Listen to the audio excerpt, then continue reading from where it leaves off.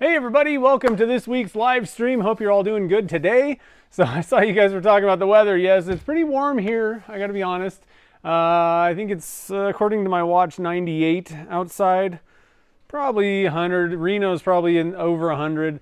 That's pretty warm for us. I don't like it too much. In the shops, 84 degrees, which I know there's people like in Phoenix, and I know you guys are having a serious heat wave down in the south and or in Texas. But I'll tell you what, working 84 degrees isn't very fun either. So, like all day. Luckily, the mornings are a little bit cooler, but the biggest problem is the shop temperature, once it hits this kind of time of the year, it doesn't really fluctuate much. So like you get here and it's like 80 and then it goes to 85 and you're like, ugh. So I hear you guys. Luckily, it's cool enough I really don't have any problems pouring things. I have less time, but I can actually get stuff poured. So, it's not too bad, but tell you what, I was really enjoying it when it was like 85. All right. That's just, perfect. 80 to 85 outside. But anyway, guys, hope you're all staying cool if it's, blistering hot where you're at.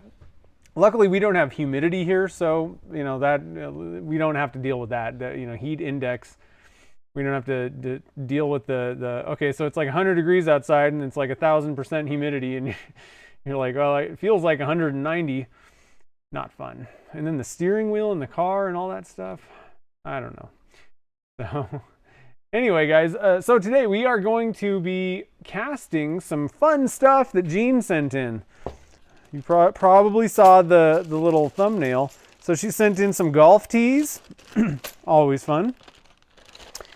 And some matchsticks that are colored. I don't know if you guys can see that. I'm going to zoom in. I'm going to do it. Oh. We got some matchsticks that are colored. That'll be kind of fun. And we got this scrubby, crazy yarn. That's going to be cool too. So here's the game plan, all right? The golf tees are not going to make very good pen blanks for a couple reasons.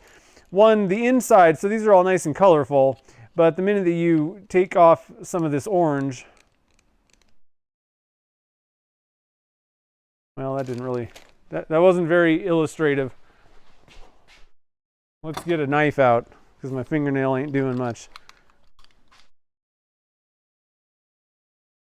Once you shave off the orange, you're left with wood. And that's fine. I mean, there's nothing necessarily wrong with that. But the other issue is by the time that you've turned these into a pen blank and it's like this thin, these don't really look like golf tees. And I think that would be kind of a waste. So I think what we're going to do is we're going to make pen blanks out of the matchsticks and the scrubby. We're going to shove all that stuff in a mold, and we're going to put some resin in there with it. I think that'll be pretty cool. For the golf tees, we are going to make handle blanks. All right. So I'm going to go with some 1.5-inch PVC pipe, and we are just going to dump a bunch of golf tees in there, and we're going to make some cool looking handles. All right. So one thing that I'm going to do here though is these are kind of smooth. I've had some adhesion issues sometimes with Alumilite Clear Slow. So just to try to ward that off a little bit, we're going to go with Amazing Clear Cast Plus for these. And the other thing about that is the ACC Plus, Amazing Clear Cast Plus, also has the, that's deep pour, also has the UV inhibitors in it that are so good. So Amazing Clear Cast Plus. And this is different than just Amazing Clear Cast. This is Plus, all right? So it's got the UV inhibitors in it that are really good. And so we'll just go with clear so that we can see these golf tees. I thought that'd be kind of cool. Now, the only other thing that we could maybe do that I thought of is I do have some green glitter. And I mean, it could kind of look like grass, So let me know if you guys think maybe we'll do a couple with that, a couple without. So we got some pipes.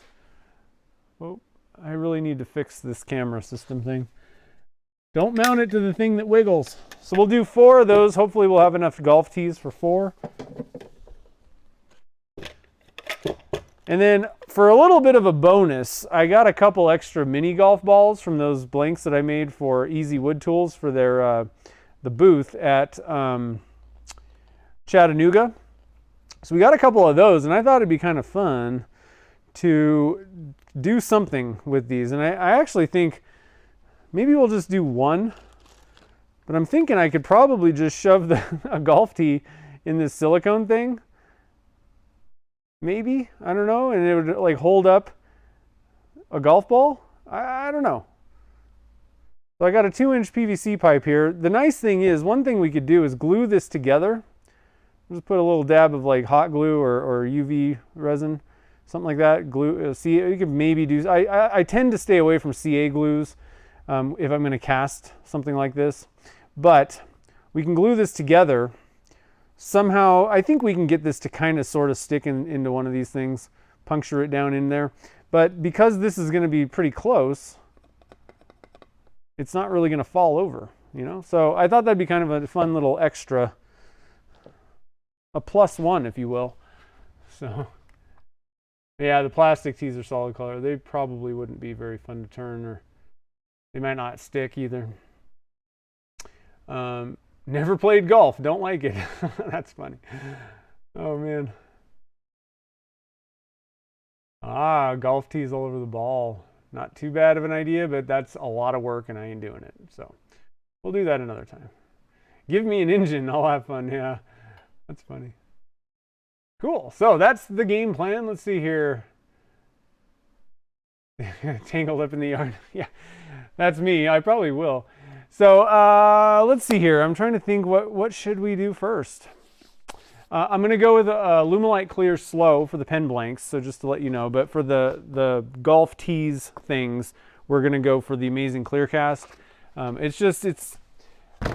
prefer that. I tend to find that epoxies will oftentimes adhere a little bit better to smoother things than Alumilite Clear Slow. One, for instance, is, you know, even like burl wood that's like smooth. I'm trying to think if I have any really good examples. I actually just cast my really good example of that before. I'm trying to find something that's a good, well, this'll give you an illustration of it. So something like this, where it's just kind of a smooth surface. Now I've put some, I don't know what this is, like either UV resin or something like that. We were messing around with it, but looking at this side of it, you know, just having that smooth face of the burl, a lot of times you'll get those like kind of shiny spots. And definitely if you did the painting on top of like, for like dragon egg style blanks, if you put like resin and paint, if it has cured, you know, Alumilite Clear Slow, definitely you're going to get those little shiny spots, which means, as far as I know, I haven't confirmed this, but it's where it didn't really stick. It kind of popped off, is what I think that is. It could be moisture, I guess. I mean, that's been another claim to what those like little silvery shiny spots are. But I don't think that's what it is. I think it's just not sticking. And I have some examples of that, what I'm talking about, the shiny stuff. I got some really good examples of that.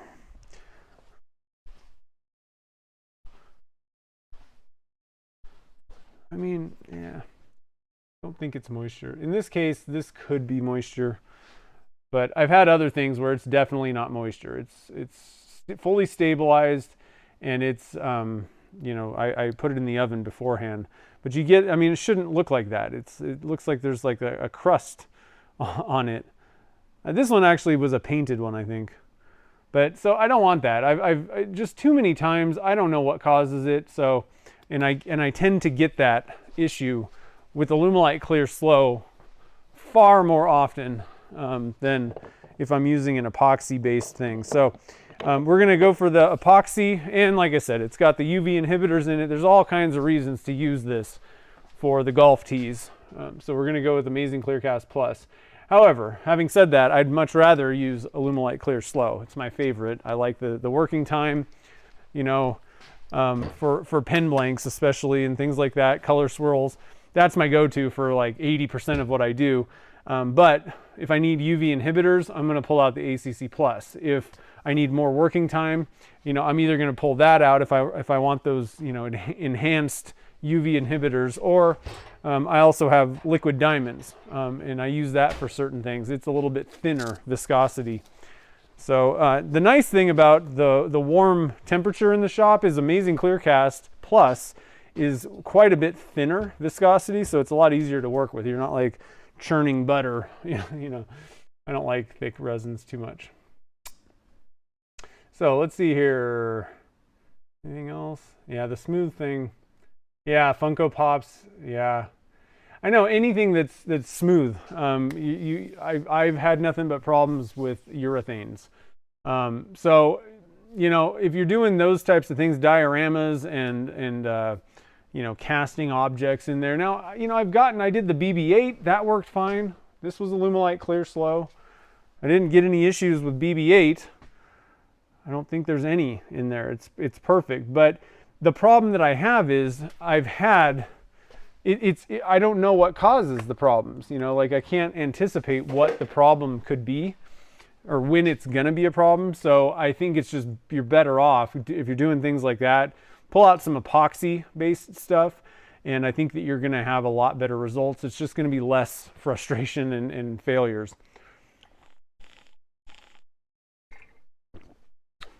However, on the other side of things, like many epoxies can't be poured in large, gigantic amounts again. So this is the tough thing about resins. You know, like I said, in most cases, I'm going to go with Alumilite Clear Slow for 85% of what I do.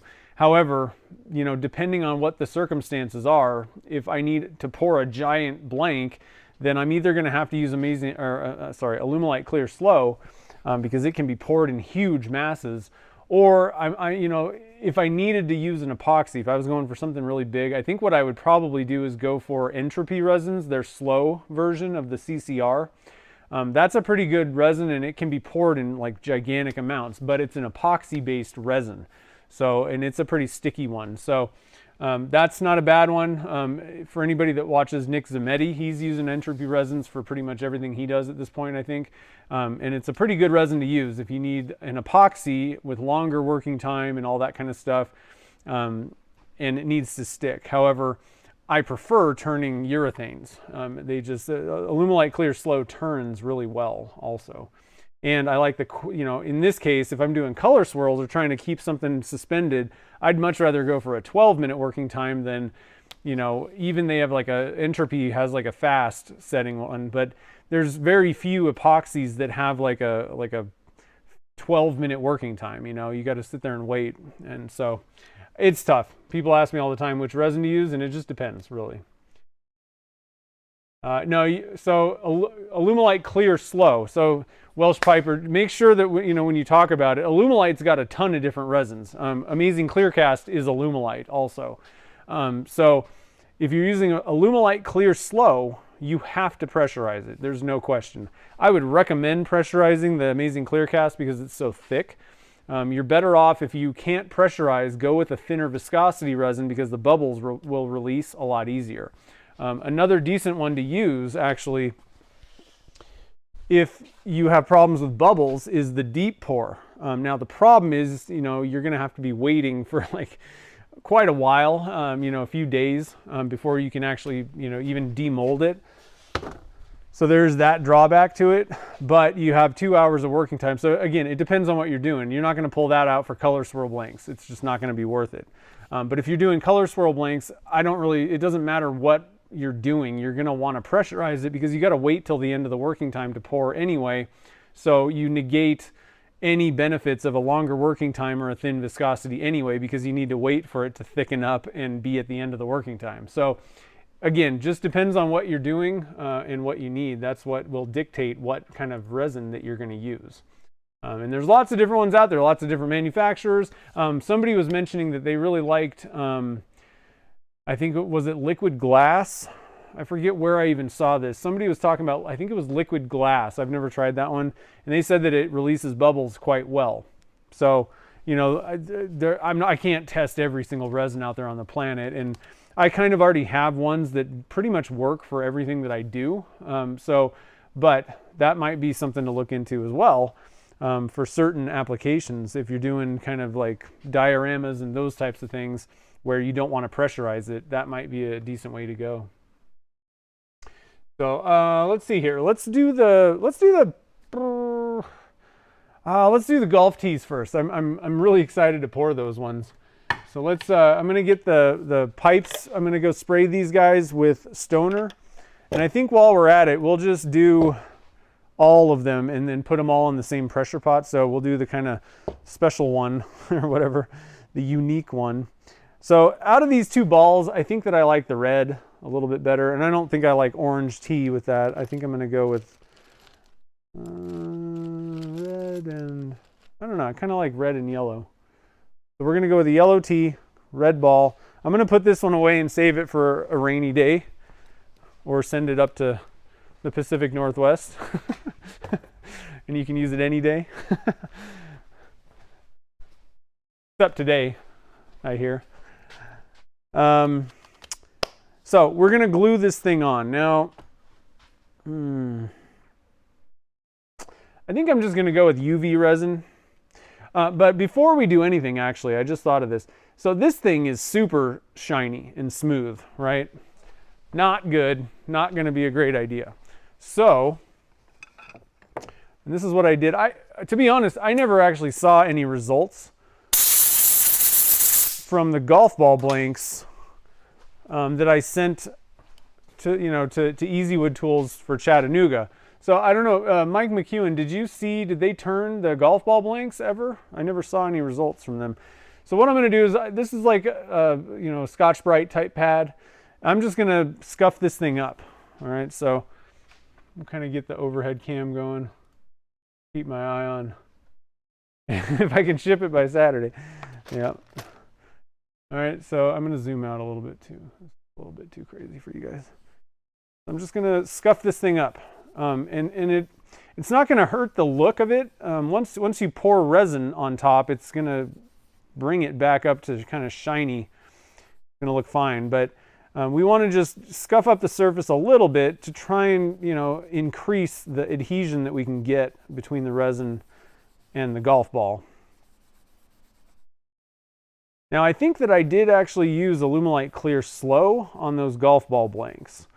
So just switching over to Amazing Clear Cast. Now I can't remember for sure. I'd have to look up my notes if that's true or not, but it's actually kind of silly if I did. It was a pretty big blank though, that's why. So I think I did use Alumilite Clear Slow for those. But in this case, I think we'll be fine with a 2-inch PVC pipe with the Amazing Clear Cast. There's a limit to how much you can pour with Amazing Clear Cast. You don't want to pour huge blanks. It's really a bar top epoxy meant to be poured in like 1/8 inch thick, layers. So. Yeah, Mark, the deep pour, that is a river table resin. That's why I mentioned that one. But again, it really just depends on what you're doing. Because people always say, how can I do casting without pressure? Well, there's certain things that you got to use pressure for. Otherwise you're going to have bubbles. I mean, and that's fine. It's not a huge deal to have bubbles in there, but you can't really get away with doing certain things without using a pressure pot. So just be, mindful about that. But if all you're doing is just pouring, like these golf ball things, if you just stick some teas and all you're doing is pouring clear, then you can use any resin at that point, and the slower the better, or, whatever. In that case, you can use anything, and not pressurize it is what I should say, I guess. Okay, so that thing's looking pretty scuffed. Scuffing it up. That'll also help the adhesion with whatever glue we use as well to the tee. So like I said, CA glues tend to, definitely with Alumilite Clear Slow. Don't ever use CA glue cast underneath Alumilite Clear Slow or any urethane resin. It always causes an issue on every single thing I've ever used it for, even for just gluing a thing on. But in this case, I can't really get away with just sticking CA glue on here and then, casting it right away either, because CA glue kind of off gases like for a day or so until it's, fully cured. I'm just going to wipe this off with acetone just to make sure there's no dust or oils or any weird stuff on here.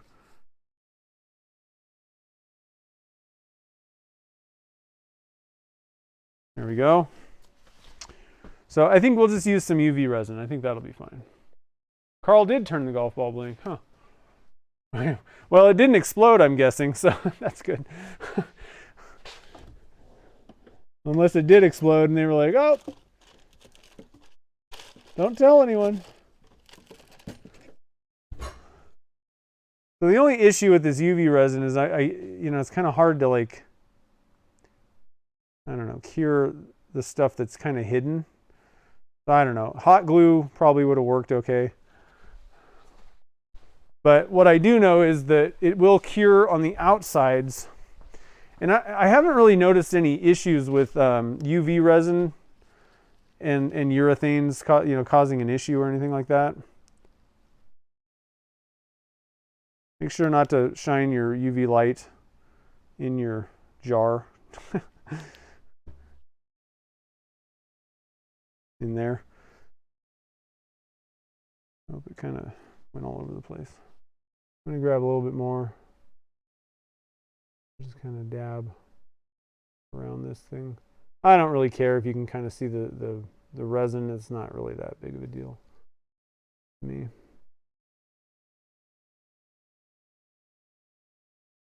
You might be able to kind of sort of see it, you know. If you kind of blob a bunch of clear liquid.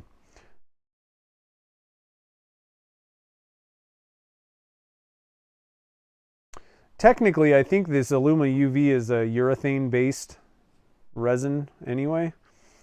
So, technically it really shouldn't cause any, it shouldn't cause any kind of chemical reactions if you pour it with Alumilite Clear Slow. And I've never seen any issues between urethane and epoxy either. So, yeah, UV resin really rocks. It's so much fun. The working time on Amazing Clearcast is somewhere around 40 minutes, I want to say. Let's look at the directions here. Does it say? 30 to 40. Oh, have a shadow.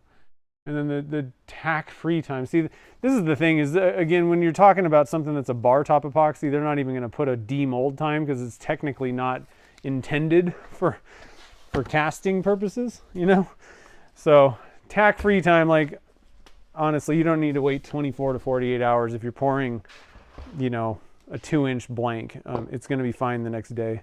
But I would generally leave it in the pressure pot probably overnight just to make sure, especially on thinner things. If you pressurize it, leave it in, overnight minimum. And if it's a very thin amount for some reason, then go with that 24 to 48 hour thing that's on the jug. Oh, it does say demold time. That's interesting. Go with that if you're pouring thin things, So again, this is like a bar top epoxy, which is made to be like a coating of something, right? So if you're going to pour something thin like that, then that 24 to 48 hours comes into play. So hopefully that all made sense. All right, so I'm going to go off camera real quick, and I'm going to shoot these things with spray the pipes with Stoner mold release. Stoner. I'm telling you, somebody just was like, I'm going to name my company Stoner. Because drugs are okay.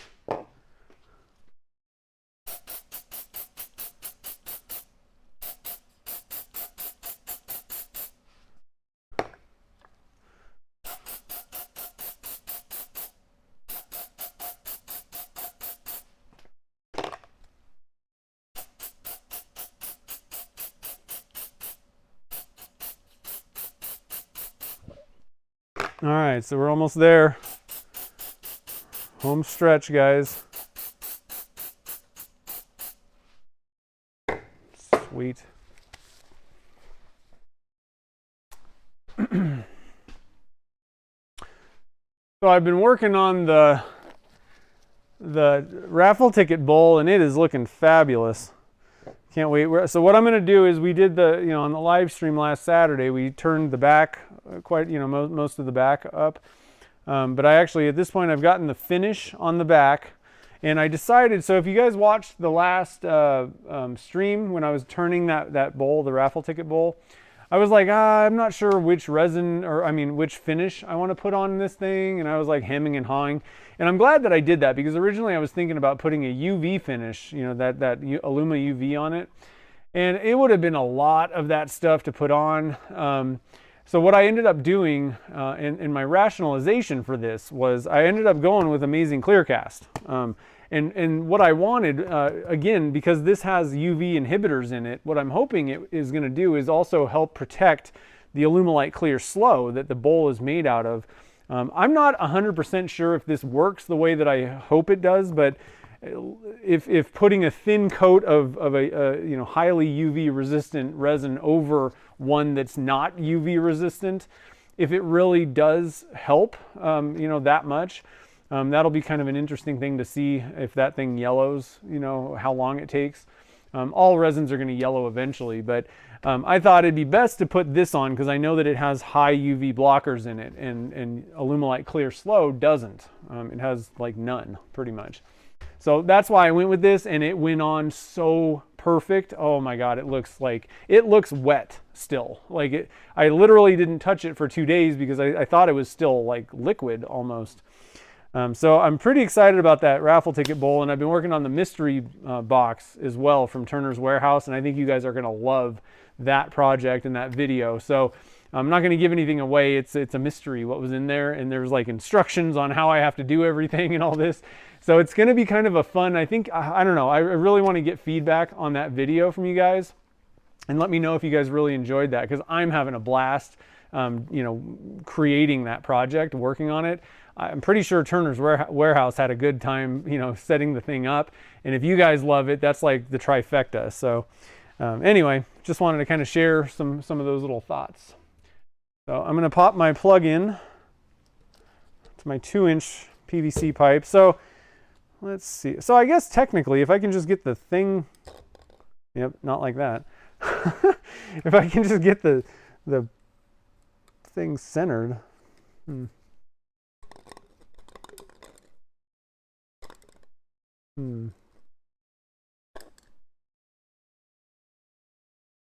There. So, I mean, I think I can just leave it. I'm going to cut into that thing, when I'm turning anyway. So I think that's good. I'd love to pick it up and show you guys, but I don't want to move it. It's pretty much the T's kind of in the middle of that thing. And I'm going to chance it, guys. See? There you go. That's all you get. So we're just going to pour clear on that and just, I don't know. I think that'll be kind of fun. And then we need 4. I'm telling you guys, buy every one of these silicone plug things and buy a lot of them. They're so great.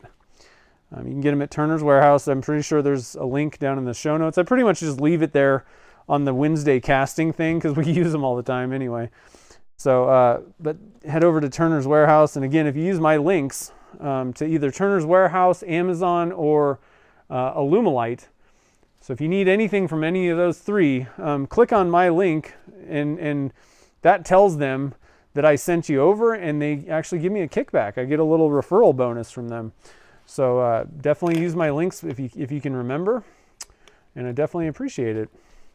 All right, so at this point, these things, no matter how much we pack in these tubes, the resin's going to be able to flow through them. So I'm not, I'm just going to load them up. I'm not worried about. Sometimes what I'll do is I'll pour resin in first and then dump things down in. If it's a case where it's going to trap air pockets or something like that, if I poured it over top of it, or it's going to block off an area in the blank where the resin just can't even get to it. But in this case, the resin will flow nicely. We'll be good to go. Hope we have enough T's to do all 4 of these guys. If not, no big deal. Then it will truly be a mystery who gets these on the mystery boxes. I think these are going to be really cool. What do you guys think about this idea? Oh, I missed. Coin Ninja's here.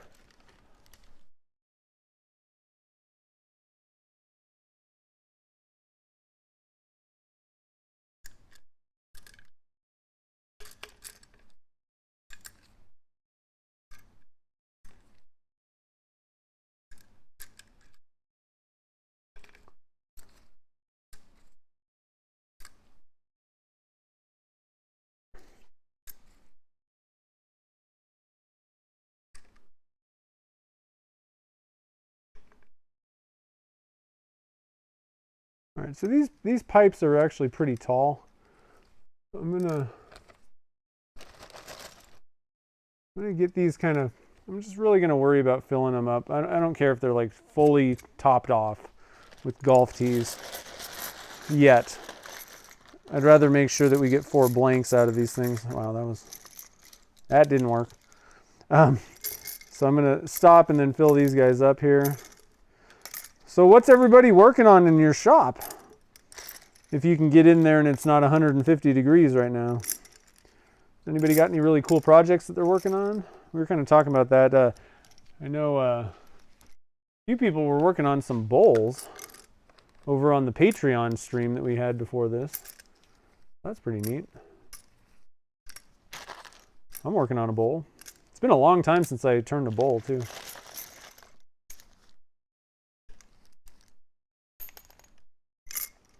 Throwing these things all over the place.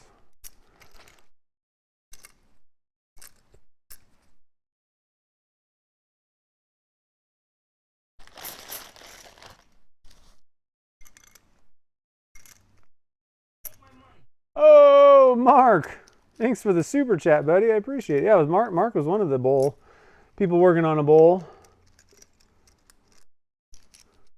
And Jean had some bowls, but she hasn't gotten a chance to get in the shop lately.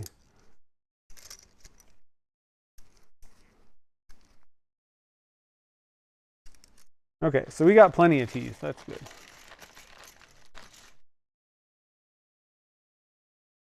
Mark's looking forward to it. I didn't see the chat there. Casting Harry Potter Funkos. You are like the master at those Funko Pops. It's so cool.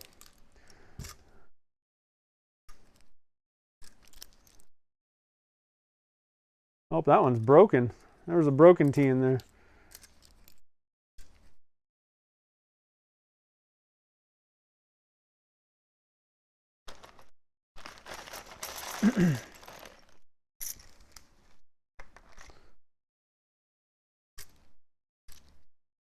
Just going to kind of top things off here a little bit.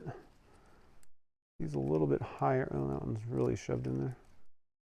Doesn't need to be that tight.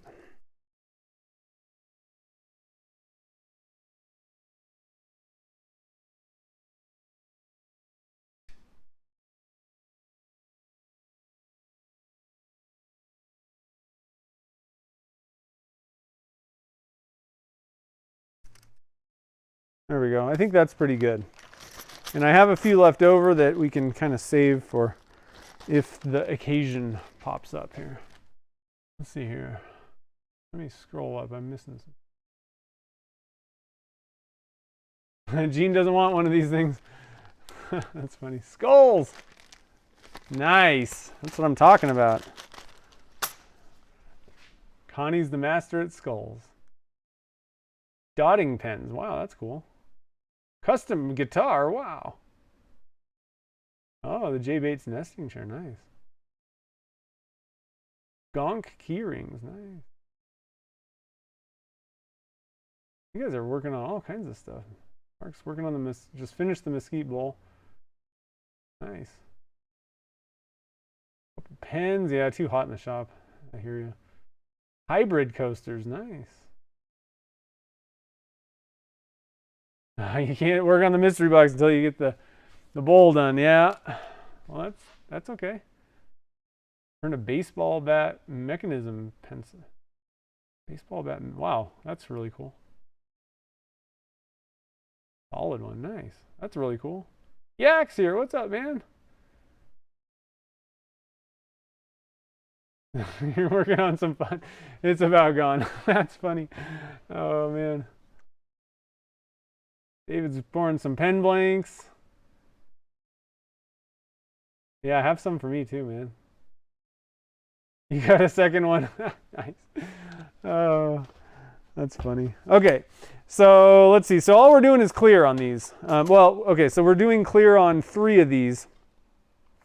And then we're going to add some glitter to the other one. So one thing that I've found, guys, so this is going to be a 1-to-1. So this is, again, Amazing Clear Cast Plus. It's a 1-to-1 by volume. Okay? Make sure to read the label because, you know, people say, oh, what, you know, they say, oh, I use Alumilite. Well, this is Alumilite, but it's not Alumilite Clear Slow. This is Amazing Clear Cast, and it's 1-to-1 by volume. Okay, guys? But one thing that I've found, so I'm very used to measuring by weight because I use, you know, Alumilite Clear Slow typically. And my brain just kind of knows how many grams things are a lot easier than how many like milliliters or, you know, volume is not a very easy measurement for me to just kind of like, oh, I think I need this much. However, what I found is most of these resins, you can pretty much just flip-flop the grams for milliliters and you're good to go. It's about the same. So for estimates, if you prefer or are better at estimating one or the other, weight or volume, you can basically just switch out milliliters for, or it could be the same way with ounces, if that's, you know, ounces on the scale and fluid ounces. You can kind of flip-flop those and it's a pretty close estimate, you know, doing that. It's pretty close to, you know, the same kind of thing. So just wanted to kind of mention that. It's going to be a little off. It's not going to be perfect. So I'd still probably overestimate, but it'll get you in the ballpark. So these things are going to require probably, how much? I can't think. I'm telling you guys, it's only like 85 degrees in the shop, but when it gets this hot, I can't even think. So let's try. Okay, so I think we can estimate about 230 or so, 230 grams maybe. I might even just go up to like 250. So that's 1,000. So I'm going to need more resin. 1,000 grams plus the 2-inch one is probably more like 300 and something. So 1,000, 1,300 maybe.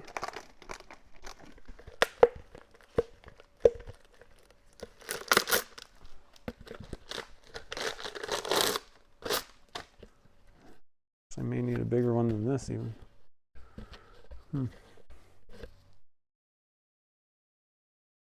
So if I did 500 and 300.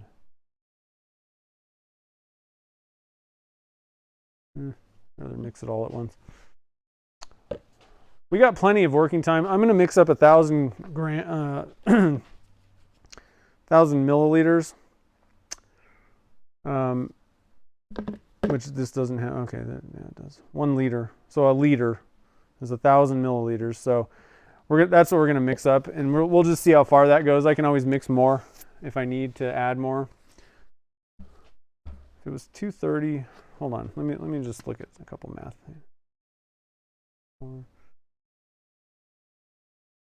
Yeah, I don't think it's going to be enough. We'll see. So I'm going to put half a liter of part A.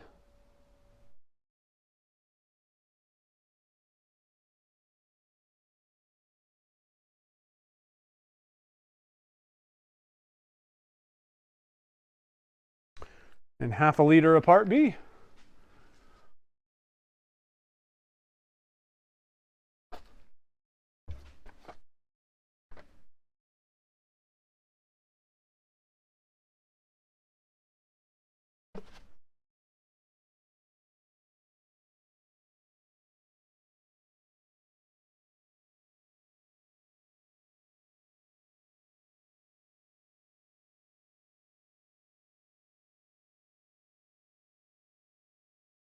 All right. Easy does it.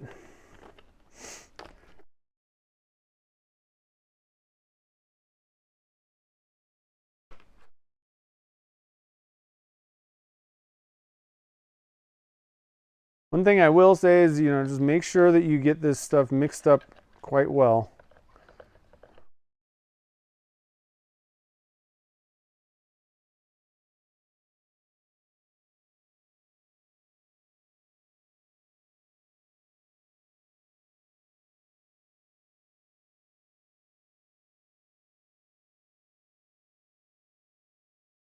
Diesel, that's not fun. Yeah, I know. My truck on a good day gets 18. It's usually somewhere between 15 and 17. Now, one thing I'm going to mention, I just didn't worry about. We had a little bit of glitter remains from the raffle ticket bowl that we mixed up in this cup. I'm not that worried if we get a couple glitter particles in with these teas. It's not really going to ruin anything, I don't think. And I'm going to do these ones first, the 4. And I think we're not going to have enough. So I'm probably going to have to mix up a little bit more for that other last one. Kind of what I'm assuming. So like I said, if there's a little bit of glitter particle here and there, whatever. But if you want to make sure that there's no debris or, you know, junk that gets into your clear casting, make sure to just use a clean, you know, mixing bucket or cup. Use a new one. Yeah, that's what I meant to say, is a new bucket, because you're guaranteed not to get junk in there unless it was sitting out and dust fell in there for some reason. So you can just blow it out. Yeah, you got an electric car, yeah. You know what I like is the Rivian and the new F-150. Because I would really, for just daily driving stuff, I would much rather just have an EV. I don't want to have to fill up ever. Just plug it in when I get home, kind of thing. And there's so much, you know, there's like no maintenance on them. It's actually mind-boggling. That was one of the things. I was watching a YouTube video. Answers with Joe. Have you guys ever heard of that channel? That's a really good channel. He does all kinds of different, you know, technology things, and I don't know, all kinds of different topics on his channel. But he was talking about electric vehicles and how, like, electric motors are so simple that, like, compared to a combustion motor, which is like thousands of parts, making explosions and doing all this stuff, it's actually kind of mind-boggling that they even work. You know, they don't have more problems. I have an electric motor on my I have a 14-inch bandsaw from I want to say 14 is when it was made, or something like that, 1908. The original electric motor on that bandsaw is still going. And I mean, we're really kind of talking about pretty much the same technology. Nothing super new going on with these electric motors on cars. So it's kind of an interesting thing. You still got suspension and all the other, you know, windows going up and down and all the computer stuff. But as far as like the drivetrain goes, they're pretty simple. It's kind of interesting.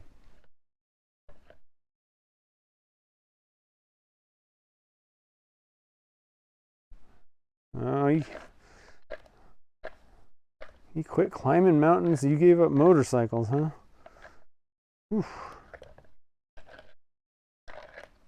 I would climb a mountain on my motorcycle. I should have merged the two.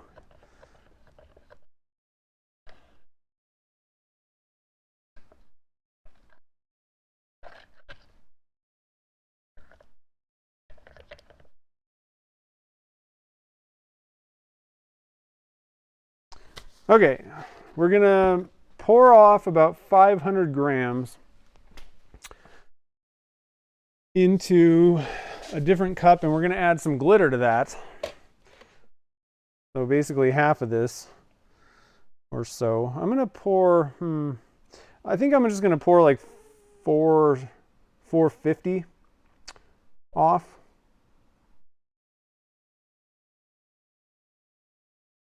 And see how far that goes. I don't really have a problem just adding a little bit of clear on top if it's a little short, but it may not really be short. Kind of estimating here. Nice, 450 or so. All right, and then we're gonna add some green glitter from the Glitter Hippo. This one's called Melancholy. Like watermelon collie, I'm guessing. Probably didn't even need to open a new one. Probably had a half open one somewhere. And let's see here. So I don't know how much to add. I'm going to actually scoop this with, I'm going to put a teaspoon of it in. I'm going to put 2 half teaspoons and I'm going to start with a half and then see where we're at.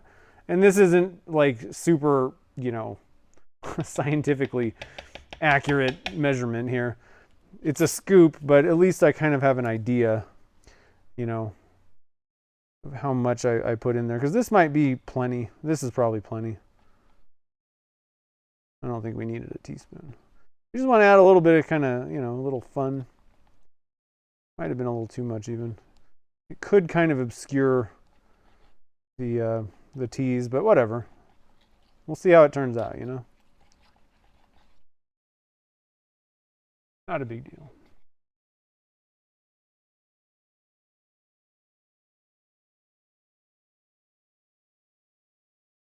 Now, internal combustion construction is extremely complex.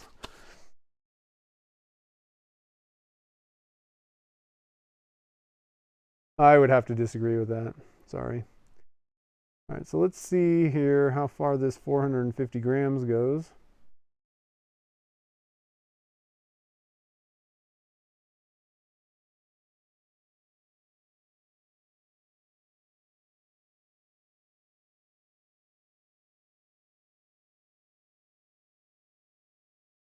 Keep in mind, guys, I'm not saying that EVs are better. We're not going to have that discussion. It was an interesting thought when you compare those two.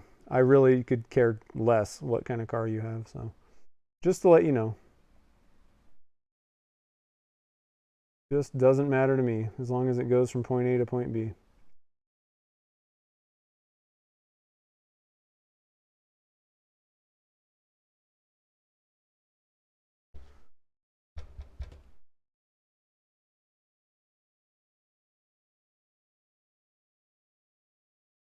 So I'm just kind of tipping this on its side and moving it around because this stuff is kind of thick, the Amazing Clearcast Plus. And so it tends to have kind of like larger bubbles when it gets a little bit of a bubble.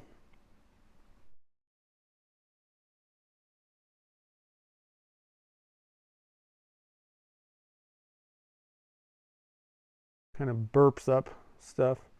So it's good to kind of, you know, tap it around. You can probably see these bubbles kind of coming out of there. They're big bubbles, basically. And so the thing is, if there's a big bubble trapped down in there somewhere, then that's taking up, you know, volume in the mold. And and that's fine. When we pressurize it, it'll get rid of it. But your liquid, the level of resin in the pipe is going to drop, you know, however much you know, the air bubble volume took up. So you're always better off just trying to kind of, you know, minimize the bubbles before you pour, you know, no matter what anyway. So even if you're using pressure, it doesn't really necessarily mean you need to, you know, make more bubbles. Kind of minimize them as much as you can, and then the pressure pot will make it dead clear and you'll have excellent results.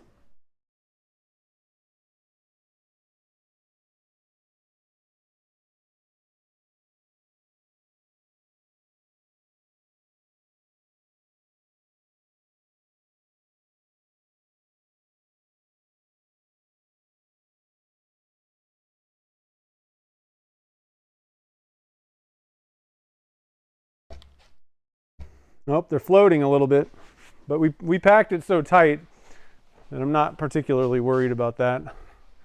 One thing I can do is put a piece of tape over the top of that, and that'll kind of help keep everything down in there. I'm just going to kind of push this down a little bit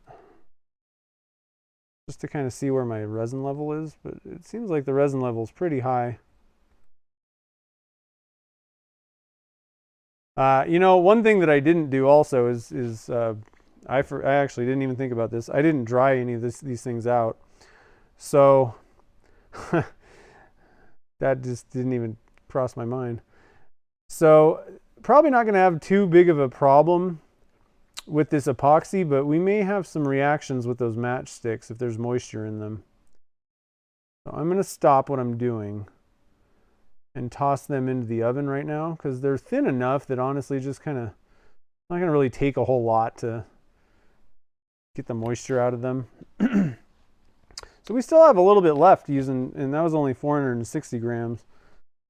I think I'm actually going to pour, I mean, these ones are full. These are fine. They don't need to be like totally to the top. I'm going to pour a little bit more in this one.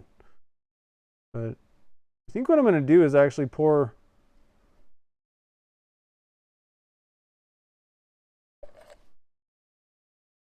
I think I might pour the rest of this down in the bottom of the golf ball, actually.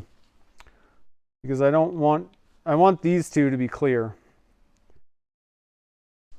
So let's do that. Let's just pour some of this green.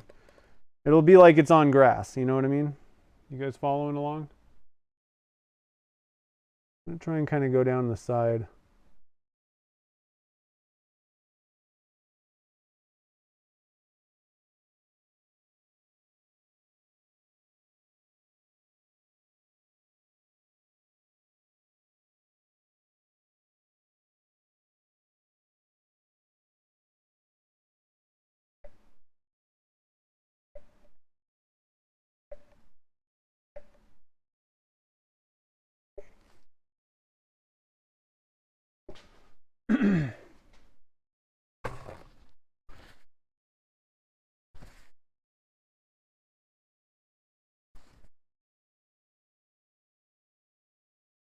You get large bubbles on the bottom. One thing that might possibly be happening is if you're not putting them on a flat thing, it could be kind of warping and deforming. See, these things are popping out. I'm gonna go grab some tape right now. Get these things handled. You know what I mean?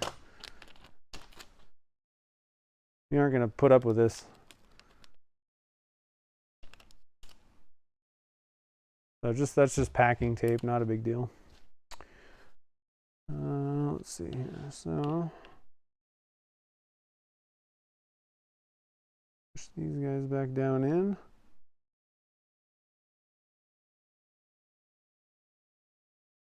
Get some tape and handle it.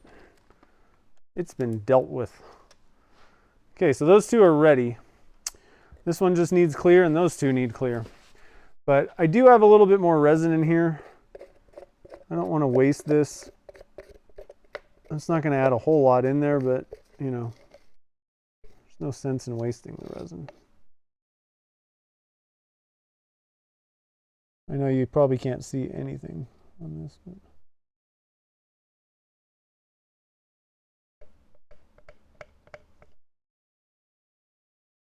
that's cool. I'm gonna wipe off my stick and reuse it. I don't know why. Well, I know why I didn't do that for many years. In certain cases, the resin would cure to it, and I just was done with it. But for things like this where I have more time, it's cool. So we need to do this one first this time.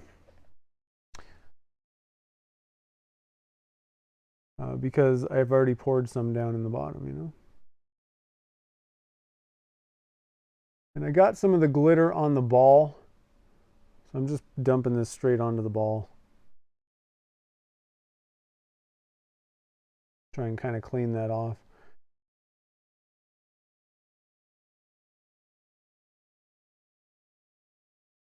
This is gonna be fun. We'll just fill this guy up. Okay. That's pretty good. I don't think it needs, oh, it moved. Dang it. It moved on us. I don't know if I'm going to be able to get that thing fixed. Not in the center anymore. Well,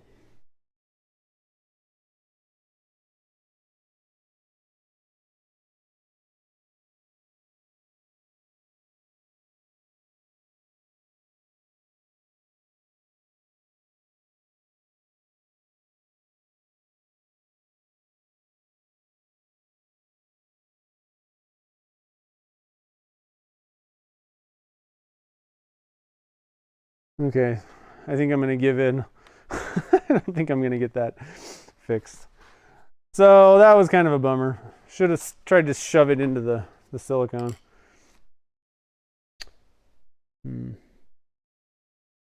Oh well. Lesson learned. All right, so I think we're only gonna have enough resin for maybe one more in this bucket. So I'm just gonna go for it here.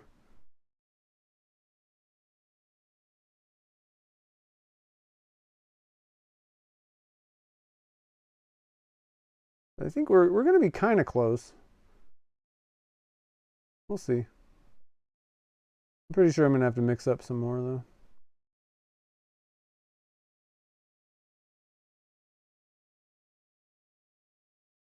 Massive bubblage.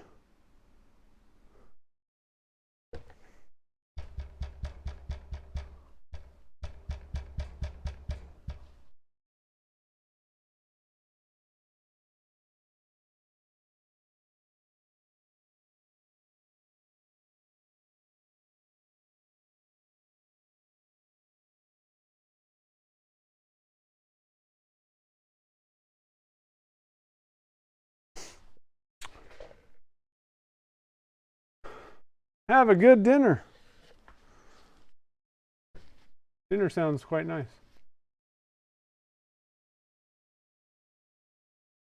Ooh, Fun Cups Ben and Jerry's ice cream. Nice. I like that.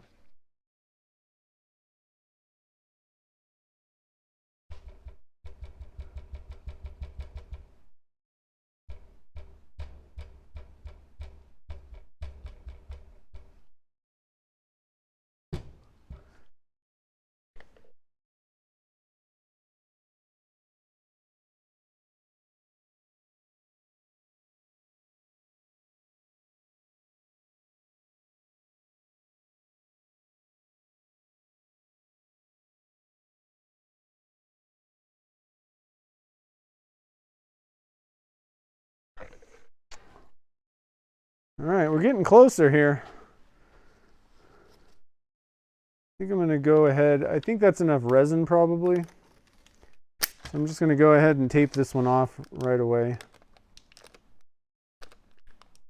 Get those things pushed down. We got 3 done. We got a little bit more resin in the tank, but I'm gonna have to mix up some more. Faux show.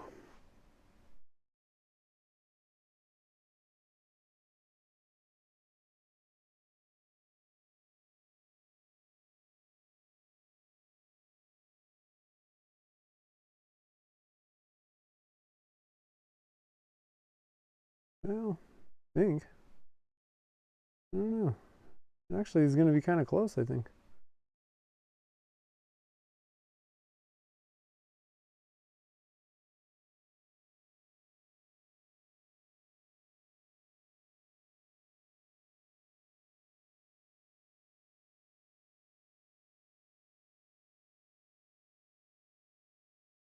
Man, it's going to be really close.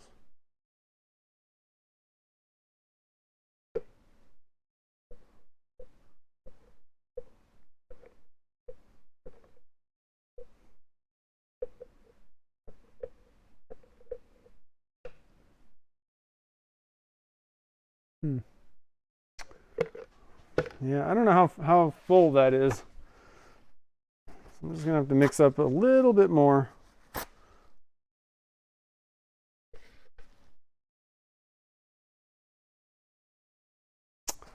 Oh, well. Ah, you finally tried Abranet. It is amazing, isn't it? Compared to like regular sandpaper, and I use it for everything. It's not just a resin, thing. In fact, I was using it way before I got into resin casting, just because it just doesn't clog. It cuts excellent. Now it's not cheap, It's a high quality. What would you call that? High quality product. It's not really a luxury product. I can't think of the word. But with quality comes price. But I mean, it just works great for everything. I'm glad that you jumped in and tried it out.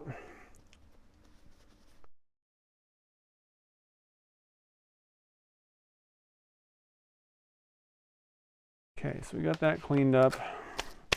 We should have plenty of time.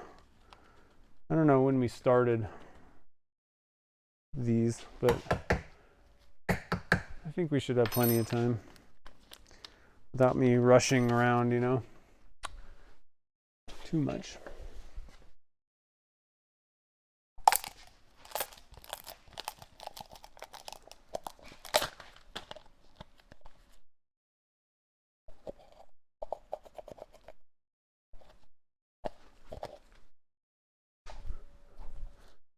Okay, we got another cup, and I have no clue how much resin I'm going to need for this one.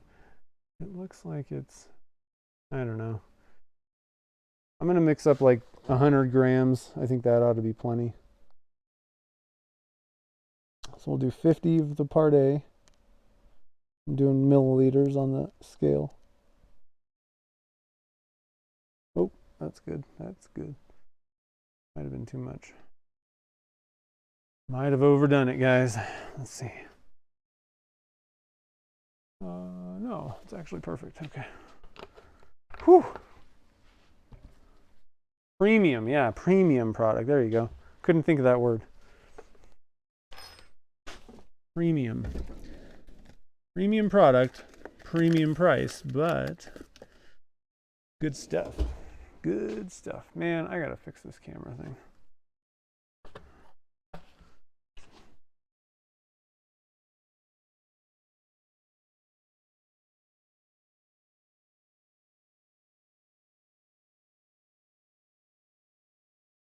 And then another 50. Take us up to 100. 1 to 1. And stir this stuff up, and we'll get these guys into the pressure pots here.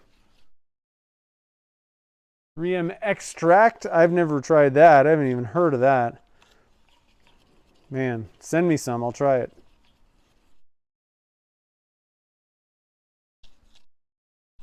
I'm sure they both probably work pretty well. There are a couple that, I don't know.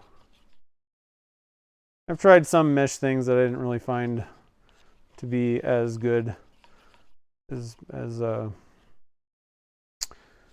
Abranet. Pretty close. I mean, you know, they kind of do the same job, but you can definitely tell that it ain't the premium product.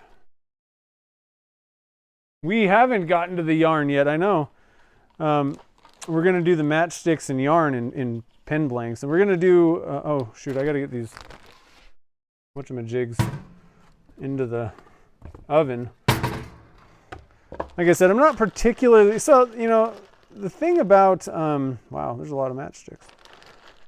The thing about the moisture problem, when you're using a urethane, what can happen is it can like kind of foam, like cause, you know, like actually like kind of foam up and turn white. When you're using epoxy, usually you just get bubbles. It doesn't turn white or do anything like that. So, you know, even with these golf tees, if there's moisture in them, worst case scenario, you know, we might get a few extra little bubbles. And the funny thing is, you know, it's pressurized. So you're kind of wondering, where are these bubbles coming from? How does that even work? But somehow it still comes out, even pressurized. What's happening is the moisture is converting into a gas because it heats up, you know, and you get these bubbles around there. So, but it's not going to be the worst thing if there is a little bit of moisture. There's not going to be a ton of moisture, I don't think. They came from New Mexico, so I might have some concerns if these came from like Florida and they were sitting out, you know. But just to let you know, less of a problem, you know, with epoxy with moisture issues.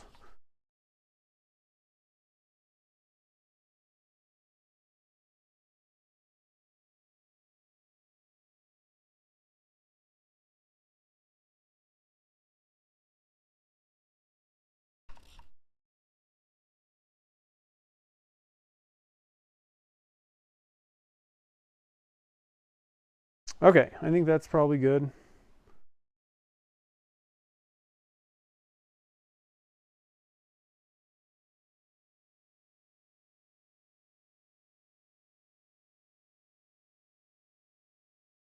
Looks like we got Happy Fun Cup material right here. It might almost finish one off too. That's fun.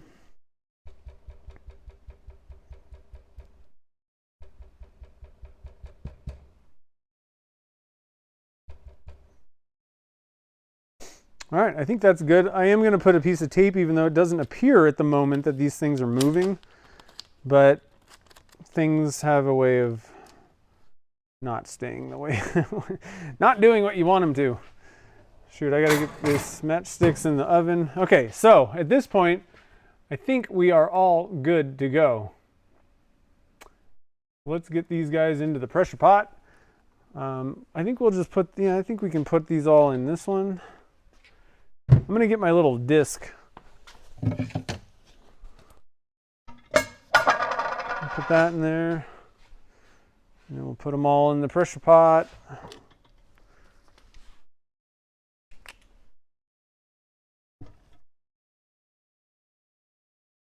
Very excited. I'm just, I wish I could get that thing. The problem is there's no real way to like grab onto the, to like get the golf ball to do what I want it to do. And I can't tip it over now. Like I can rotate it, but I can't get it to, oh,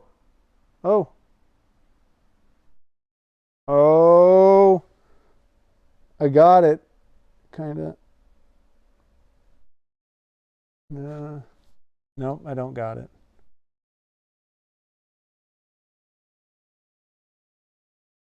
Thought I had it.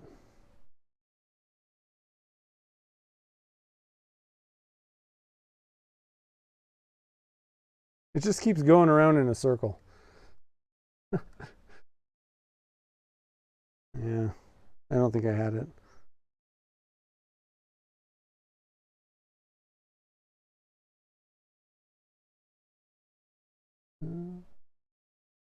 Maybe. Oh, I think that might have got it. It's probably going to move though. But whatever. It's better than it was. I was just kind of moving the golf ball and the tee around because it was up against the wall, basically. So if you're going to do that, make sure you kind of like mount that golf or the tee. I really think that you could really just shove it into the silicone plug. That would probably work. You know what I mean?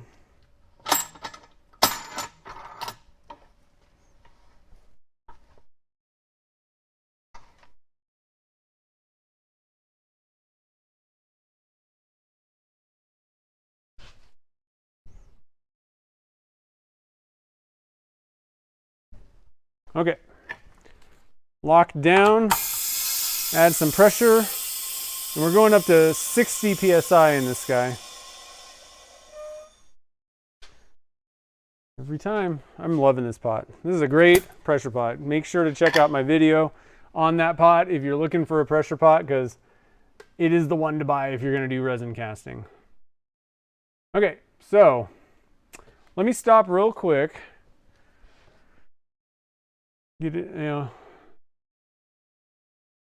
Problem is if I put it in the pot, I can't see the thing. So that doesn't really work, unfortunately. Let's put some,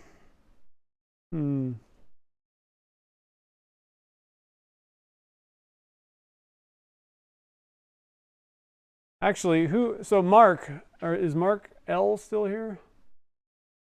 Yeah, I think Mark, oh, no, dang it.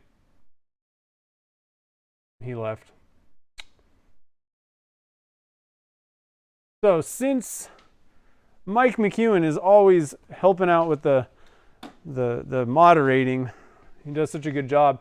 Pick a color that we can put in this epoxy, because I got a Happy Fun Cup that we can top it off with. Happy Fun Cup. There's my jingle. While I'm waiting on that, I'm gonna go put this couple things away real quick that I've failed to put away up until now. And it needs to be put away, guys. It ain't gonna get put away on its own. No one else is doing it. Here we go. Okay, so let's see. Those matchsticks are probably gonna float. Didn't really think about that, but hopefully we can kind of like keep them like locked down with the scrubby yarn. It's a dark cup. Not really. There's just a dark layer. It's a thin layer. There's some tube confetti in there. Look at that. We had some fun with this. I want to start doing it. I need to make a little holder that will hold it sideways. Have you seen Ben over at Ben's Works does it where he holds it sideways? I was like, that's brilliant. That way it's not just a bunch of flat layers. It's kind of, when you turn it, it turns into like a really cool shape. I was like totally stealing that. 14 karat gold. I don't have that one yet. I don't think. No, I don't, because no. But I have, so what does that one look like? Yeah, I do have one similar though. I think. I've never actually used it yet, but I got the Polytech one. The gold metallic. I think this is what that stuff is. I think it's the same thing. We'll go with that one, because that's the best you're gonna get. That's all I got. I was gonna order the 14 karat, but I never actually got my mica powders. I'm just gonna dump some in. What do you think? Is that 14 karat gold? Looks like 14 karat gold to me. Maybe even 18 karat gold. I don't know. Lots of carats going on. I love this stuff. Then I come home with glitter all over me. Who loves glitter? Raise your hand. I only got fake pawn shop gold. That's right. This is fool's gold. That's what they should have called it. What do you think? I think, is that the same? I've never actually seen anyone use the 14 karat gold from Eye Candy. But I'm pretty sure this is what it's like. I'm not a doctor, but I play one on TV. It's kind of like that. Look at that. That'll top it off. Crown of gold right there.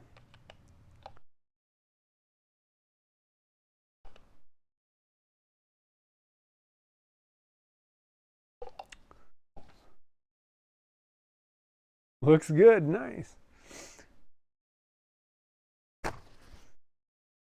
I'm digging it. Yeah, so that one's topped off. I'm gonna wipe my stick off here and reuse it. I'm telling you, you can even reuse wooden sticks, guys. I learned that from Steve McDonald. I was like, yeah, why can't you just wipe off your wooden stick? I never did.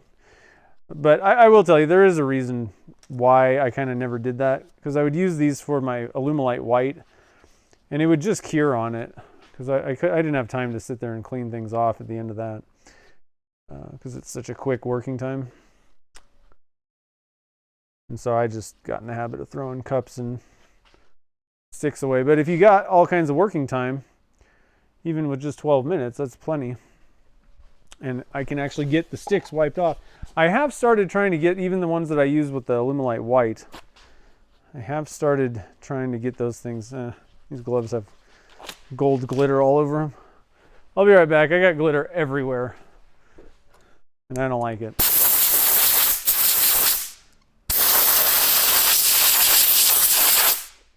Oh, my hand is sweaty and it won't come off. My arm. Oh man. We're having fun. A big pine cone. Yeah, that'd be cool. The problem is a lot of times those things cause moisture issues, even when you don't have moisture. And I'm not pressurizing and I'm not stabilizing those things, so it's a good idea. I don't know. Maybe down the road. We're gonna get 10 of these fun cups done. And then, you know, for the mystery box folks, I don't know when that'll be, but probably the end of the year or so. But maybe we'll expand from there. Oh, I didn't mention these things. So if you guys saw we were doing some like kind of testing, or I was trying to make a new Think Pink blank. So we did these a couple weeks ago. So out of the two that we cast, I liked the one that was made with the fuchsia pink from P-Town Subby. And I turned one up, and I was like, this is pretty good. Like this is along the lines of what I had in mind. All I'm going for is pink and white color swirls. But I wanted to change from just dyes, which means, you know, it's just like a flat color, to like a nice pearly one. I just thought that would be a little bit better for a breast cancer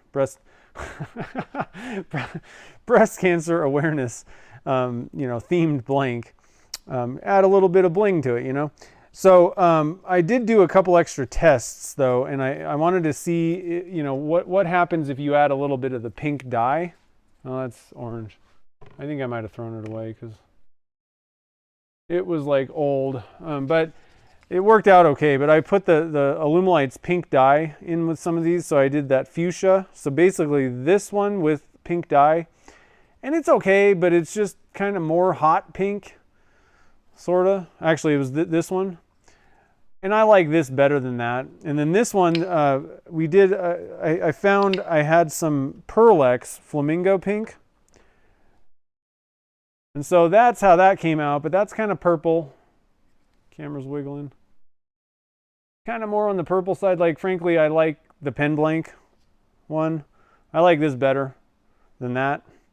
So I tried the Flamingo Pink with dye, and that's what we got. And that one's pretty good, but I don't really think it's I don't think it's particularly better than this. And I don't want to have to mess around with adding dyes if it's really not going to be a lot better. And then this one was actually Dusty Rose from P-Town Subby, and then it was so horrible looking that I added some pink dye, and it's just not good. Frankly, I can just throw that away because I don't like that color at all. So I just wanted to give you an update. So at this point, I think we're going to go with this one. This is the blanks that we made. I do have one other test that I want to do. I don't think the results are going to be super amazing, number one. And I don't think that it's going to be enough for having to deal with this. It's kind of a hassle. Oh, here's the fluorescent pink. But I was thinking about going with the Divine Pigment Bubblegum Pink, which is, we're going back to that same, it's just a dye, but add macro pearl to it and just see how that works. See if it looks amazing, then maybe I'll have to think about it. But if it's not particularly better, not much better, marginally better, then I'm not going to mess with it. I'm just going to stick with the fuchsia pink from P-Town, which, that's a really good pink, I think. So I just want to share that. And you can get this at Turner's Warehouse, of course. So I just wanted to give you guys a little update on that, on the Think Pink. So once I do that one extra little test thing with the Divine Pigments, once I have those results, then I will let you guys know, and everybody else, what the outcome is. And I think we're probably going to be going with the fuchsia pink and the micro pearl. It looks really great, I think. It's divine.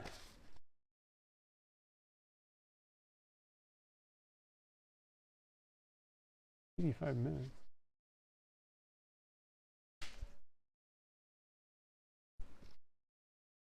Yeah, well, I've cast pine cones, but I have had some issues with them. I like the mini ones, personally. I like mini pine cones the best. I don't really like messing around with stabilizing pine cones and all that. It just not really my cup of tea. You can just bake the mini ones and not worry. What ends up happening is you can get deformations somehow, and I don't know what's causing the reactions, but larger pine cones can kind of like bend the blank. So I'll cast a brick of pen blanks cut them out, and the blanks after a week, I mean, this stuff is fully cured, they're like bent. And it's just weird. I don't know exactly what's going on, but I'm just kind of a little bit over some of the big pine cones, you know. It's just not worth my time when blanks are, I call them banana blanks in the end, you know.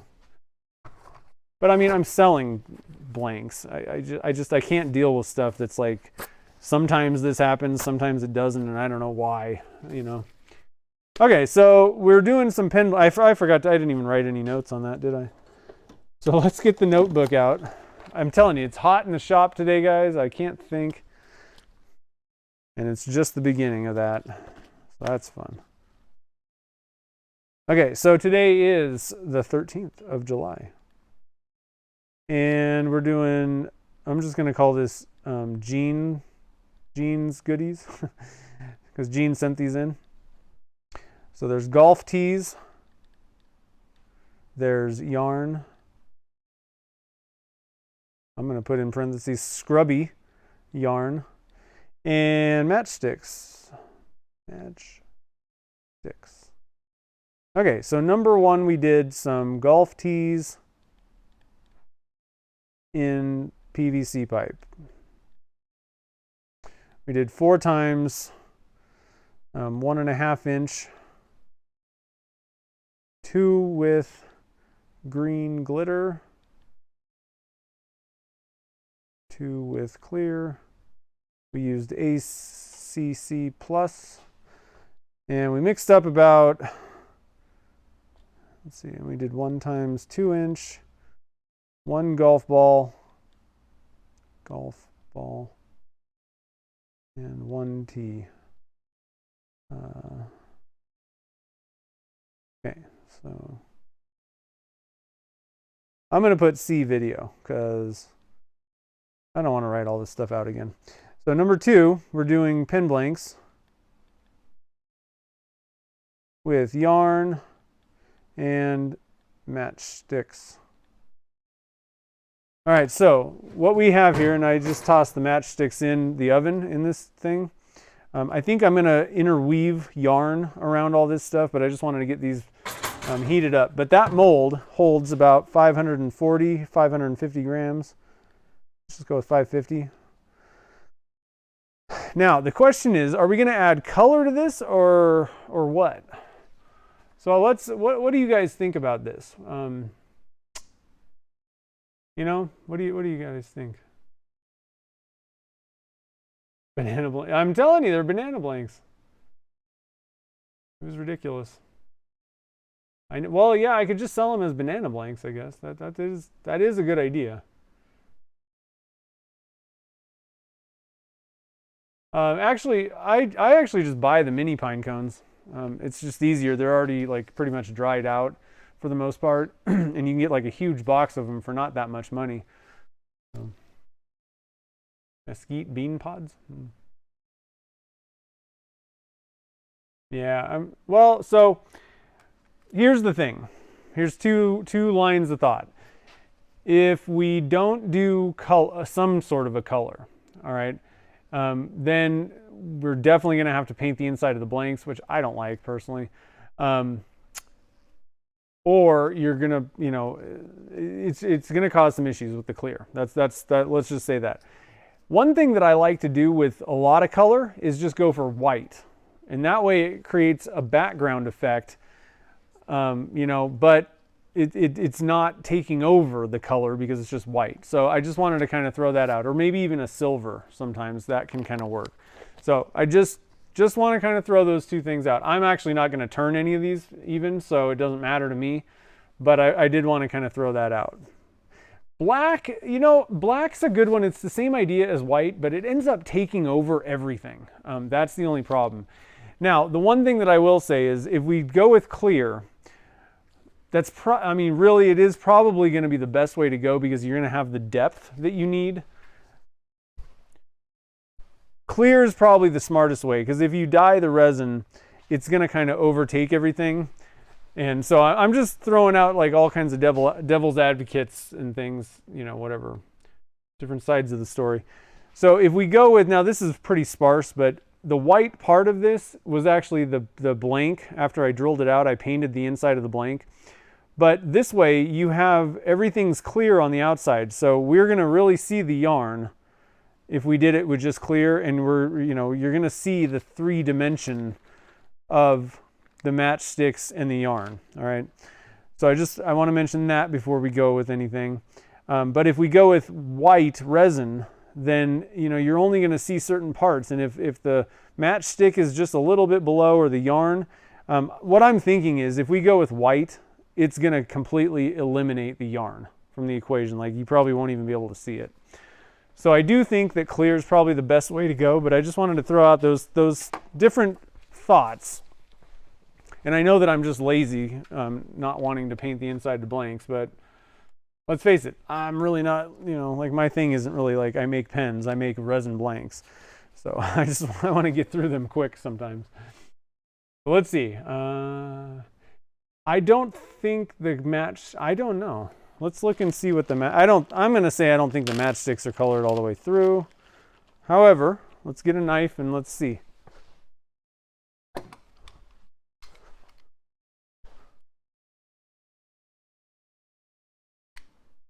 Yeah, no.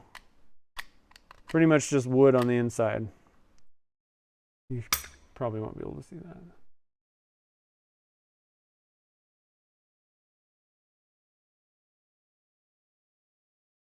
So, not colored all the way through.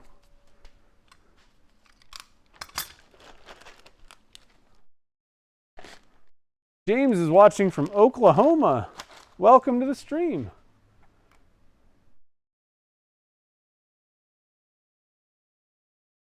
Yeah, black tends to, even compared to just white, so I don't know if I finished my thought, it tends to take over everything, and like everything gets completely lost for some reason. Like, I've done colored pencils with black resin in between, and I mean, it was kind of nuts. It really just took over the entire piece, whereas white wasn't so bad. I don't know why. It's kind of the same amount,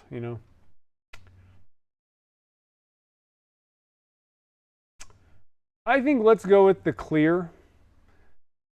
I think that's going to be the best way for these, for pen blanks.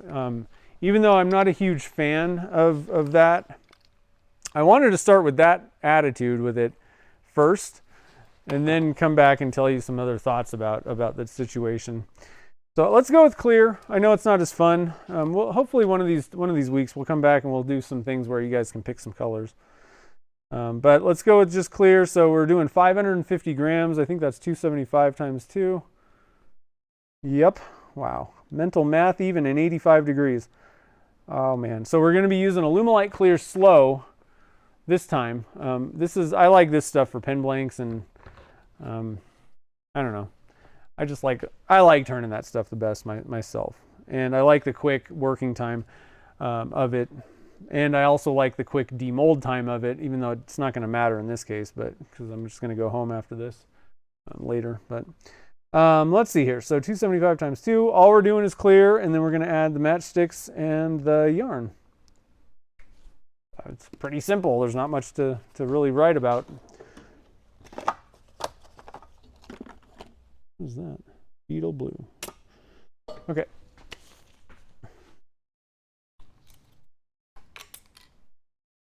So, get a big cup.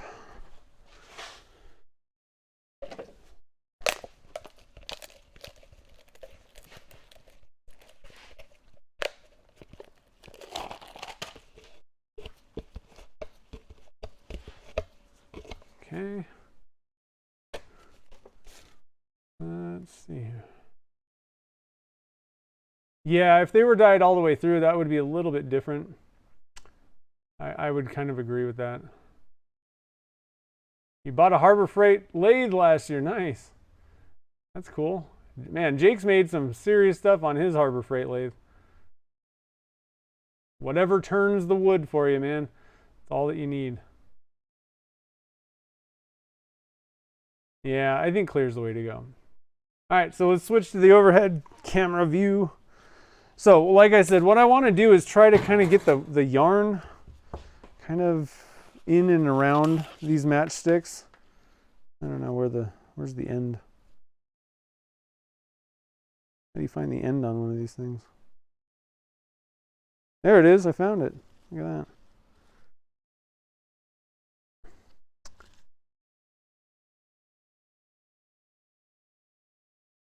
I think we might need to kind of just dump a lot of the yarn in. I'm going to try and kind of wrap it up with these matchsticks I'm going to try and sort of help hold them down a little bit. Kind of what I'm doing with this. I don't know. I think we're going to have to, because this yarn is so thin, I think we're going to have to put like big clumps of it in.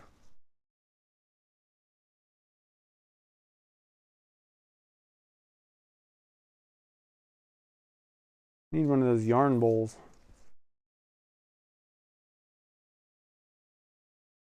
I don't know. I think the yarn is going to get lost with these matchsticks.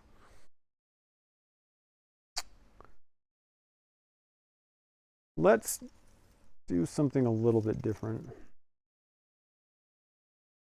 Okay, so here's what we're going to do. I'm just a little bit worried. I don't know that that's going to be super amazing. So what we're going to do is we're going to move the matchsticks to one end of the mold. Kinda.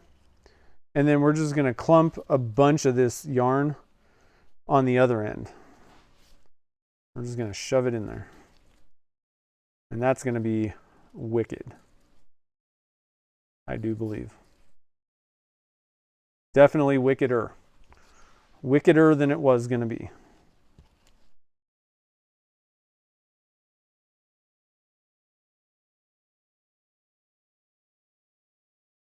The cat will be confused.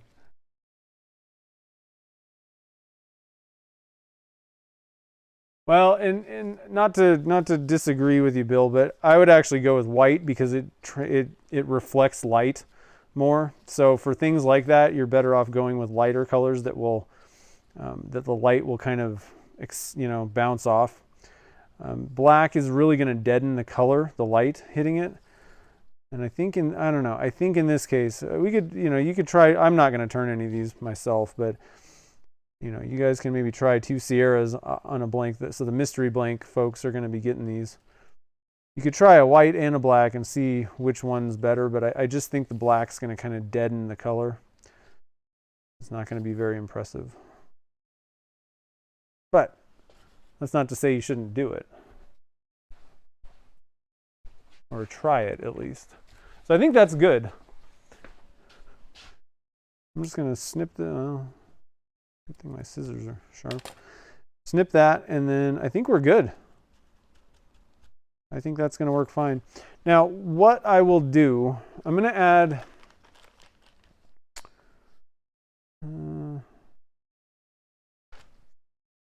I think I might do is kind of... I think I'm going to put some yarn... I'm going to go back. What I want to do is try and hold these matchsticks down somehow, because I'm pretty sure they're going to kind of float. So I think we're going to pour more matchsticks in, even though I didn't dry these ones. I think it'll be all right. And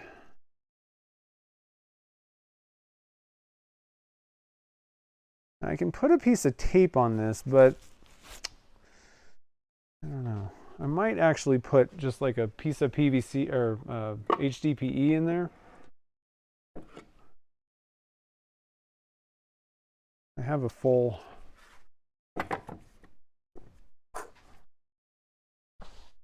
Got a full one too. Full piece.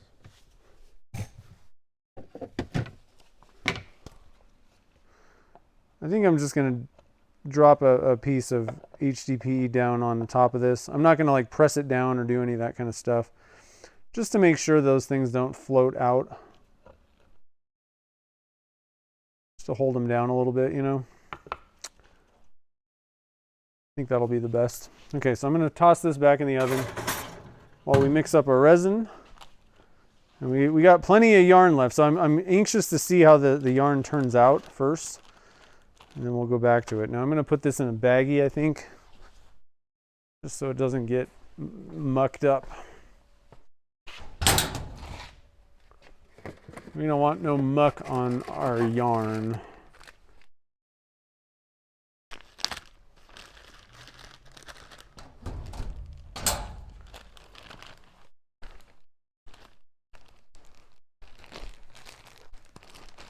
Okay.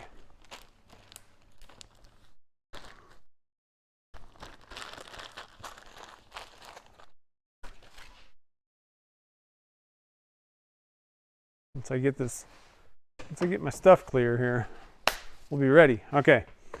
So part A, I'm going to zoom you guys back out so you can see what's kind of going on. Stop the camera from bouncing. Okay, so 275 part A. So this is going to be a pretty simple one. There's not a lot going on here.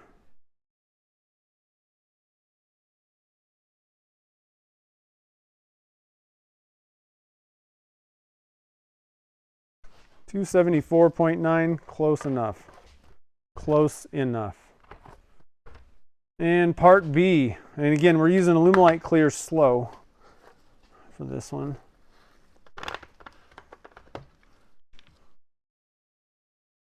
Whew. The heat is getting to me.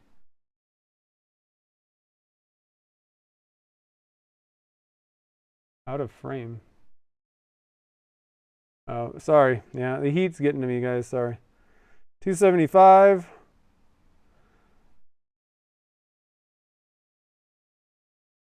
I'll show you what it looks like at the end. I'll show you what's going on.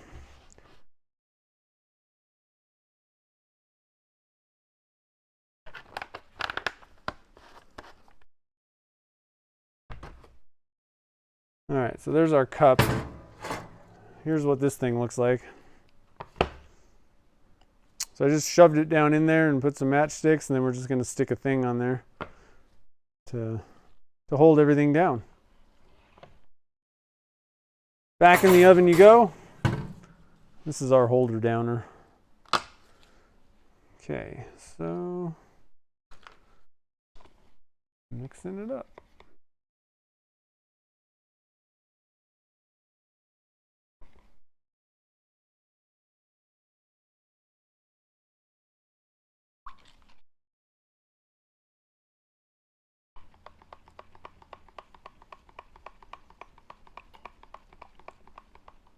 Man, this stuff is so much thinner than the Amazing Clear Cast. This is like water compared to that stuff. Even in the warmth. Even in the warm sun.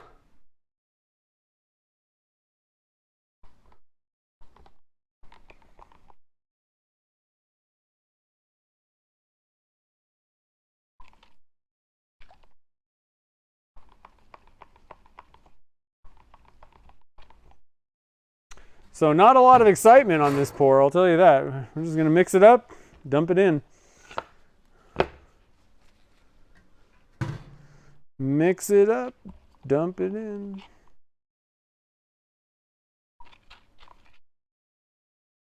But I think the blanks are gonna be pretty sweet. Now that yarn actually might kind of just collapse on itself. Might have to add a little bit more yarn.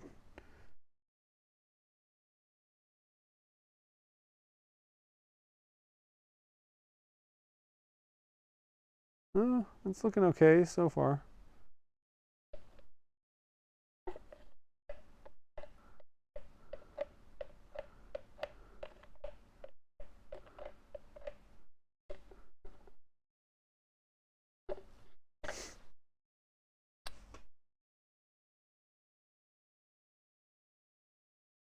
Not too bad. I think I'm gonna put some more yarn in there, just to be sure, if I can find the end.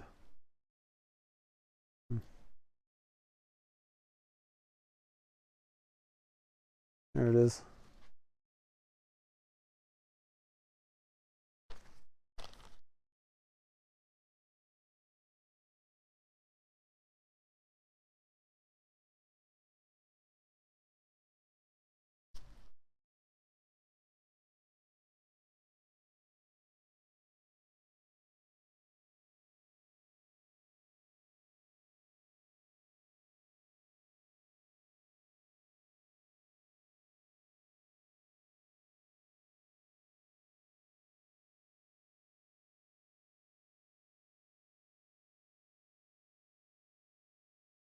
We could probably get away without putting a lid on these matchsticks.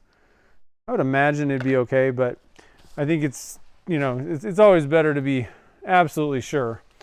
And so all we got to do is just kind of lay that piece of HDPE on it. We'll be good to go. And it's not really going to affect the blanks, I don't think, because there's enough of these matchsticks that are kind of above the surface to where all I got to do is really just kind of put it on there somewhat.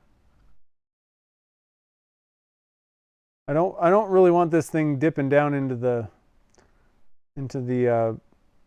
yarn, so I'm going to leave it up on this side. This should just hold it down, you know, and we should be, you know, okay. There should be enough force and pressure spread across all those matchsticks to get us through, you know. Oh. Can you see? Okay. So that's it. Not a lot to it. Pour some clear in there. Dump it in the pressure pot.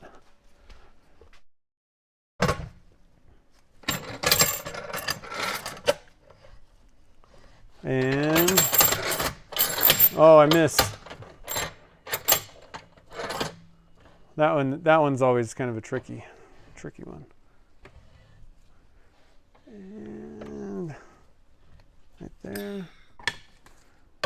There we go. Woo! I'm actually really curious to see how those things turn out. I know that it wasn't as exciting a casting as some things that we've made, you know, with colors and different stuff, but I'm pretty excited to see how that turns out. I think it's going to be pretty good. So, always with your pressure pots, don't over pressurize them. Don't go over whatever the sticker on your pot says. If the maximum PSI, and you always want to be dealing with working pressures. That's what I would recommend. Don't just, because what I've found is this California Air Tools 2.5. It says that the max operating pressure is 60, while the max tank pressure is 80. I would just go to 60. I wouldn't go to 80. I think it can probably handle 80, but if you repeatedly go to 80, it may not really be suited for that, especially over long periods of time. So just go with the max operating pressure, and if it only has one max, then just go with that. But 60 psi, there's really no advantage to going to 80 anyway. It's not going to remove the bubbles better. It's just a little bit higher pressure, but it's not benefiting you in any way. So always be safe with the pressure pots, and you'll be safe. As long as you don't exceed the working pressure, the max, then they're totally safe. Let's see here. Yeah, you could do tube in with that stuff. I don't really like tube in casting that much. But good question, Bill. So my CA Technologies pots, so the silver ones, these ones have to be anchored because the pot itself is actually lower than the feet. So you have to, set them up, and it would spin otherwise. So yeah, I mount these ones. To be honest, this one I haven't mounted yet, and it works fine. As long as you put, it has these little kind of rubber feet. They look like suction cups. They're not really suction cups, but it has these rubber feet that, as long as the surface of the, whatever surface you're putting it on is not like slippery, it's like wiped off, not dusty or anything like that. As long as you kind of exert some force down on the pot when you're turning it, I don't find that thing spins. So, you don't really have to with this pot, I don't think. You definitely have to with the CA Technologies pots.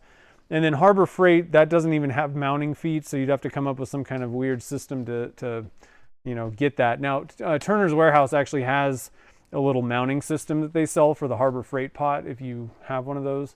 It's like a little ring that kind of locks it in and you mount it. But the California Air Tools 2.5 gallon, it's pretty good without it. And I haven't mounted my 5 gallon I'd like to, but I don't really use it that much, so I don't really want it mounted up somewhere right now.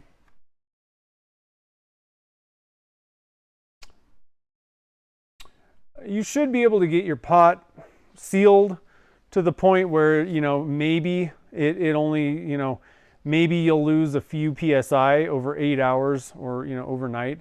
To be honest, these California Air Tools pots, I mean, it doesn't leak. I mean, it holds at 60 and I didn't do anything to it. It was out of the box that way. So you should be able to get a pot that doesn't leak. But you definitely need to watch that. And I do have a video if you are having leaks. They're not that hard to fix. There's only a few things. It's either one of the plumbing fixtures, could be your regulator. In some cases, it could be the safety, like inside the safety. I've actually seen that happen. With all those, you know, that video explains how you can search for that and fix it. And then the only other thing is it could be the you know, tank gasket itself.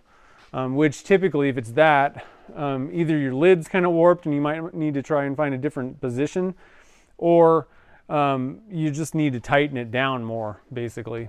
So you should be good. I mean, it shouldn't. You should be able to get it, you know, fixed up to where it's not leaking much. You know, maybe a few PSI over 24 hours. So anyway, guys, I had some fun doing all these castings. So big thank you. I don't know if Jean's still here.